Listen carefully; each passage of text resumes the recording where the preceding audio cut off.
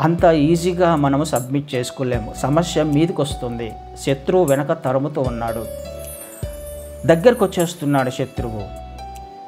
ముందు ఎర్ర సముద్రం ఉంది, అవకాశం లేని పరిస్థితి, భయం వేస్తుంది కదని ఏ విధంగా చేతులు ఎత్తుతామో, ఏ విధంగా సముద్రమా ఇది చీలిపోతుంది, ఏ విధంగా నాకున్న సమస్య పోతుంది కేవలం చేతులెత్తి ప్రార్థన చేస్తే. ఇది మన హృదయంలో ఉన్న అనుమానం, మన జీవితంలో ఉన్న అనుమానం. కానీ దేవుడు అంటున్నాడు, నీ చెయ్యి ఎత్తు చాలు. నీ చెయ్యి ఎత్తితే నీ ద్వారానే సముద్రాన్ని పాయలు చేయడానికి దేవుడు ఇష్టపడుతున్నాడు కదండి. ఇది మన జీవితాల్లో జరగాలి.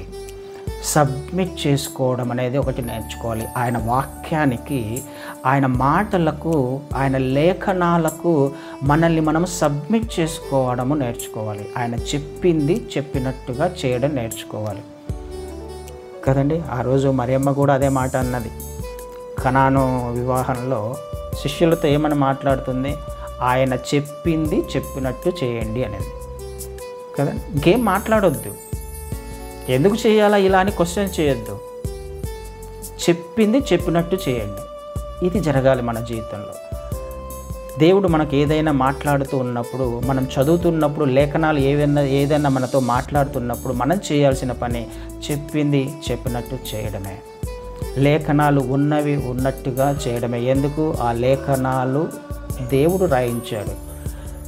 లేఖనాలలో దేవుని వాగ్దానాలు ఉన్నాయి.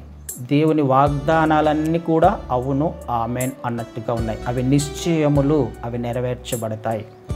ఈ విశ్వాసముతో నీవు నేను ప్రార్థన చేసినప్పుడు, ప్రార్థన చేసి తదనుగుణంగా మనం నడుచుకున్నప్పుడు, ప్రవర్తించినప్పుడు మన ముందున్న ఆ సమస్య చీలిపోతుంది.